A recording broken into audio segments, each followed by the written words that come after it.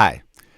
So I want to take a minute and talk to you about this project that I've been working on for about a year, which I've named Medici. And I wanted to just take a minute and explain why we did this.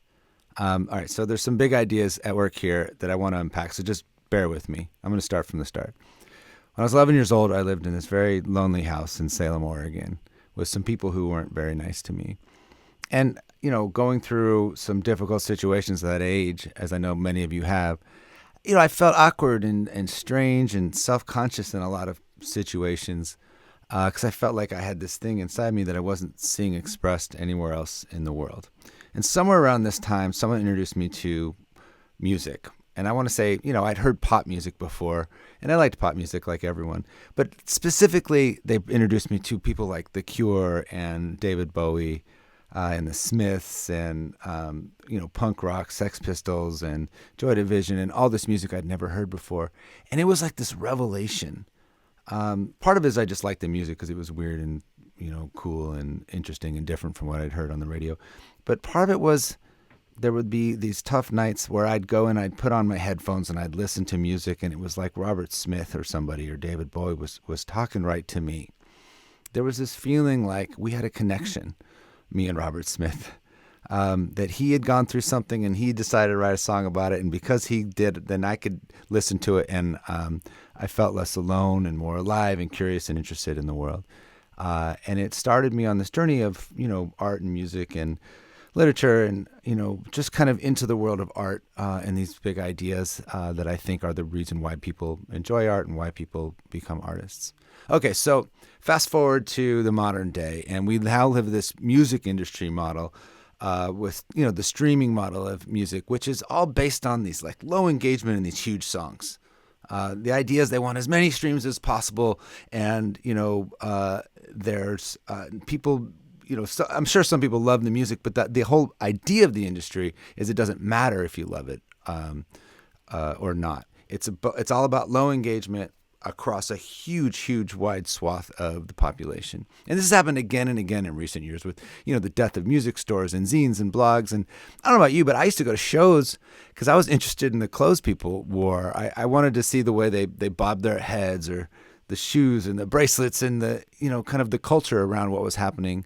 Because I knew that they were there for the same reason I was there. There was something in them that drew them to that music, and I knew I was sort of among like-minded people. And so here we are left with just this like stupid fucking algorithm, and the algorithm at this point, which is like the thing that's driving the whole industry, is pushing artists to change the way they write music, because the algorithm rewards a big hook at the top of the song or a catchy chorus that comes in or something like that. And I don't know about you, but I want to hear someone's heart.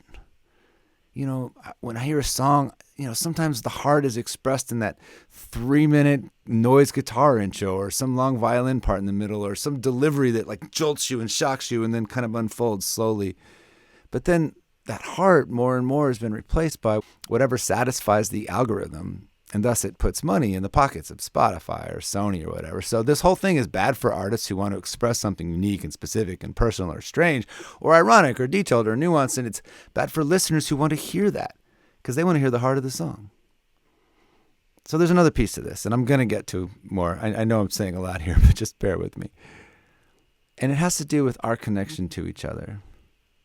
Now, I know the place that I have in your lives because you told me.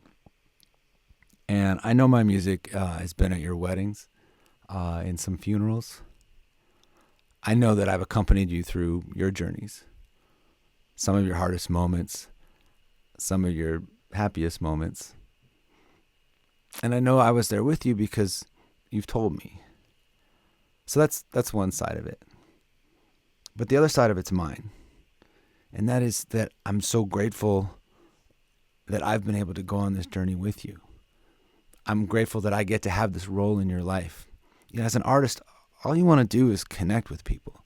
That's why you wrote the song in the first place, because you felt something so overwhelming and there was no other way to put it in the world because it didn't exist. So you decided you had to put it in the world. So you learned a craft obsessively over many, many, many, many years because you just felt this incredible drive to communicate and connect with people.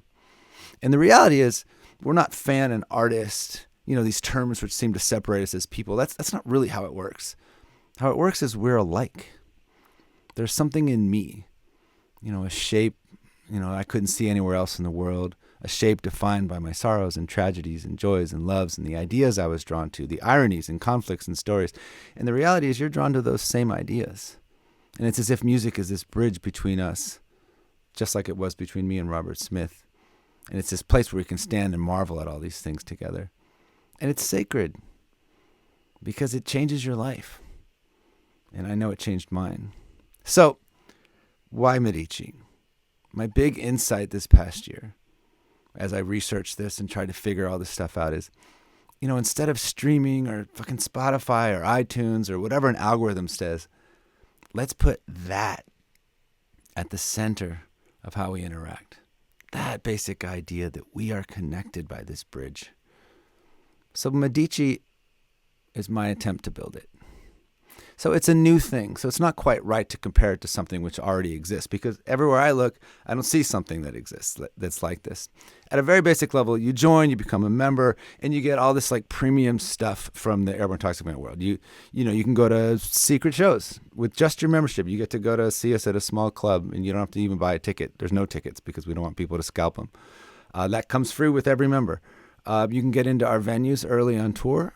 You get at least a couple albums worth of material and concert streams and this really cool t-shirt and this private band chat where we put stuff like we think is stupid or silly or thoughts on music and touring and set list, stuff we wouldn't maybe put out into the whole world in some public platform, but we don't mind sharing with you because we know, we're connected by sort of our closeness to one another or being drawn to the same ideas.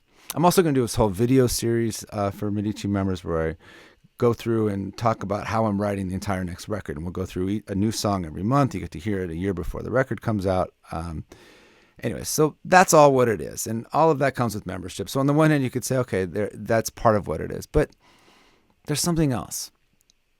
All this is just a way of getting at something else, which is that music has been a bridge between us and our lives because we are alike. And we long to share that alikeness because it makes us feel more alive. And for me, more than success or fame or money, record sales, streams, ticket sales, all that other bullshit, I want that to be at the center of my artistic life because that's why I fell in love with it. And my Medici is just my way of trying to bring it to life. Okay, that's it. That's what Medici is. I'll see you on the other side.